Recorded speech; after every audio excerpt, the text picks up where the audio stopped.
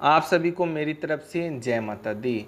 हिंदू धर्म में चैत्र नवरात्रि का बहुत ही बड़ा महत्व माना गया है।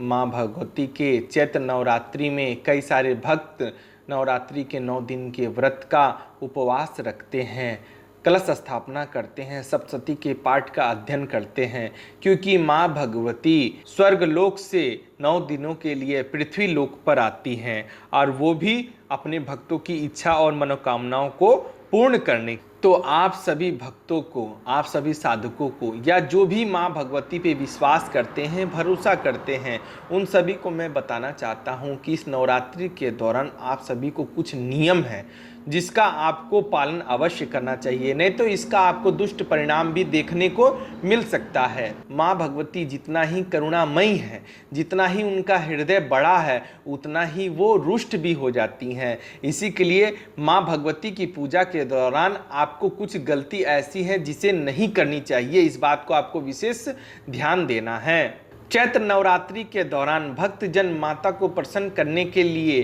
पूरे 9 दिनों का भी उपवास रखते हैं। मान्यता है कि चैत्र नवरात्रि पर माँ दुर्गा की पूजा करने से जीवन के सभी कष्ट दूर हो जाते हैं और सुख समृद्धि की प्राप्ति होती है।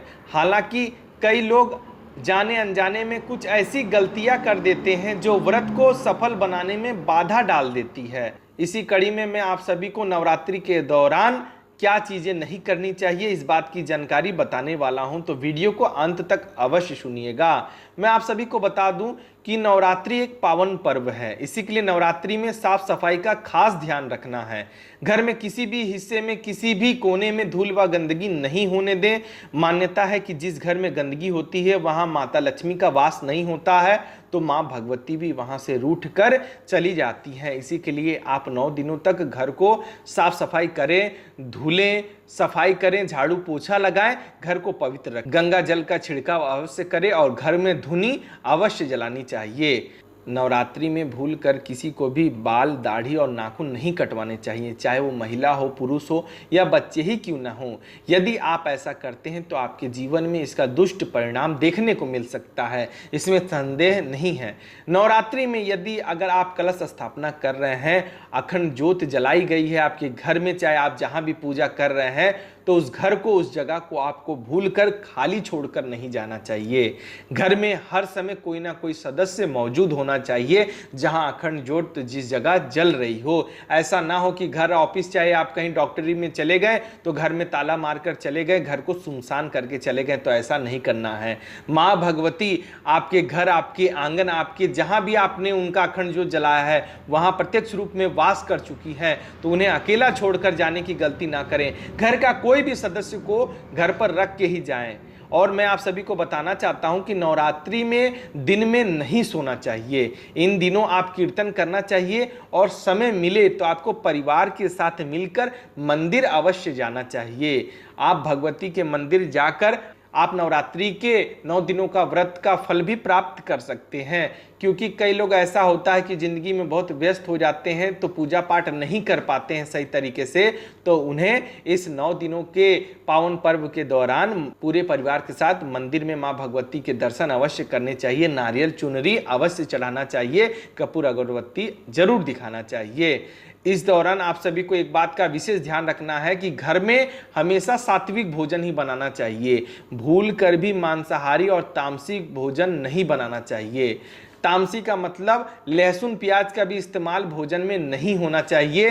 तो मांस, मछली, अंडा ये तो बहुत दूर की बात हो गई, भूल कर भी ऐसा ना करें। और साथ ही आपके घर मंडप में कोई शराब पीकर प्रवेश ना करें, इस बात का आपको विशेष ध्यान रखना है। और साथ ही घर के वातावरण को बहुत ही शुद्ध रखना है और सबके मन में सही विचार चलने चाहिए। भक्ति गीत घर में, घर मंडप में अवश्य बजना चाहिए, चाहे वो मोबाइल में ही क्यों ना हो। नवरात्रि की पूजा में माँ को लाल रंग अति प्रिय है, इसी के लिए आप सभी कोशिश करें कि लाल वस्त्र धारण करें और लाल आसन पे ही विराजमान होकर आप पाठ करें, इस बात का आपको विशेष ध्यान रखना है। इस दौरान आप अपने मन को स्वच्छ रखें, किसी के बारे में गलत ना सोचें, ना गलत विचार देखें। नवरात्रि में अनाज और दाल नहीं खानी चाहिए। मैंने कई लोगों को देखा है नवरात्रि के व्रत में लोग तिनका चावल, बकला की दाल, आलू की टिक्की, सेंधा नमक वगैरह वगैरह कई सारी चीज़ों को खाते हैं। तो मैं आप सभी से एक बात कहना चाहता हूँ, व्रत का असली मतलब होता है कि आपको हर वक्त भूख का एहसास होना चाहिए। तभी तो आपको एहसास होगा कि मैंने जो तप किया है माँ भगवती के लिए, उसका परिणाम हमारे जिंदगी को देखने को मिले। जब व्रत में आप सारी चीज़ों को ग्रहण कर कर अपना पेट भरी लेंगे तो व्रत कहने मात्र का हो गया। व्रत का सही मतलब होता है निर्जला व्रत, जो जुतिया के दौरान सभी माता अपने पुत्र के लिए करती हैं, वो सही तरीके का व्रत होता है। और व्रत आप छठ पूजा का भी देख सकते हैं, छठ पूजा की भी व्रत बहुत ही कड़ी तपस्या वाला व्रत होता है। उसी प्रकार आपको 9 दिनों तक व्रत करना चाहिए, लेकिन 9 दिनों तक इतना कठिन व्रत सब कोई नहीं कर पाता है। इसी के लिए आपको फलाहार खाने की सलाह दी जाती है। लेकिन कई लोग फलाहार का मतलब ये समझ लेते हैं कि जाके फल का पूरा मार्केट कर कर घर में ला लेते हैं, आप फल का ही भोजन करने लगते हैं। जब शरीर को ऐसा लगे कि शरीर बहुत कमजोर हो रहा है, भूख लग रही है, चक्कर सी आ रही है, तब आपको फल का सेवन करना चाहिए। कई लोग को मैंने देखा है हर मिनट पर, हर घंटे पर कुछ ना कुछ खाए जा रहे हैं। इसका क्या अर्थ है? इसका कोई अर्थ नहीं है। जब तक आप भूख को हटाकर माँ भगवती पे ध्यान नहीं लगाएंगे तब तक आपका व्रत का कोई मतलब नहीं है।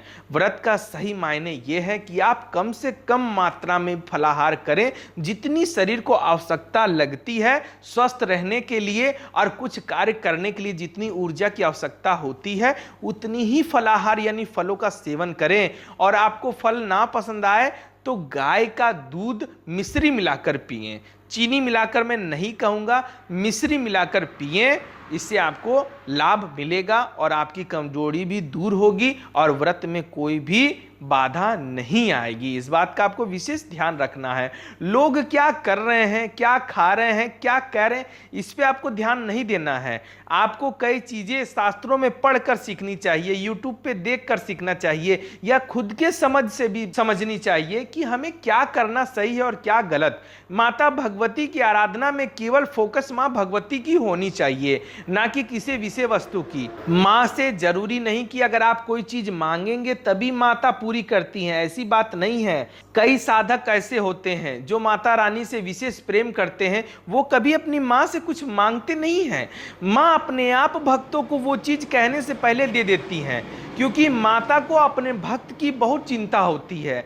जितना एक माँ अपने पुत्र से प्रेम नहीं करती है, उतना माँ भगवती सारे जीव जंतु को प्रेम करती है, चाहे वो कीट पतंग हो, कुत्ते बिल्ली हो, मनुष्य हो, चाहे संसार में कोई भी प्राणी हो। माँ भगवती जगत की माता है, उनका हृदय अपार है, समुद्र से भी विशाल है। तो माँ से प्रेम करें, माँ के लिए समय निकालें, माँ के पास बैठें। आप नहीं पढ़े लिखे हैं, आपको संस्कृत नहीं आती है, फिर भी माता का नाम लें, माँ का नाम का जप करें, उनके मंत्रों का जप करें। नहीं कुछ समझ में आ रहा है, जय माता दी बोलें, लेकिन ज़्यादा से ज़्यादा समय माँ के पास बिताएं, माँ से बातचीत करें। सभी को ऐसा लगता है मैं माँ की तस्वीर को बोल रहा हूँ, पता नहीं माता सुन रही है कि नहीं सुन रही है। मैं आप सभी से ये कहना चाहता हूँ कि आप ब्रह्मांड के किसी कोने में जाकर माँ भगवती को एक बार पुकारें कि माँ मेरी पुकार सुनो। ऐसा हो ही नहीं सकता है कि माँ आपकी पुकार ना सुने। हाँ, वो बात अलग है, आप उनकी होने का एहसास कर पाते हैं कि नहीं कर पाते हैं, ये आपके ऊपर है। जो माता भगवती की साधना करते हैं, जप करते हैं, तप करते हैं, उन्हें माँ भगवती की होने का एहसास हो जाता है। लेकिन जब आप भक्ति नहीं करते हैं, उच्च श्रेणी में सही तरीके से साधना नहीं करते हैं, तो आपको एहसास नहीं हो पाता है। तो इसमें यह नहीं सोचना चाहिए कि माँ भगवती हमारी पूजा को स्वीकार कर रही हैं कि नहीं कर रही है। माँ भगवती सभी भक्तों की पूजा को स्वीकार करती हैं, चाहे वो भक्त निर्धन हो यानी गरीब हो, चाहे अमीर हो, वो सभी से प्रसन्न रहती हैं।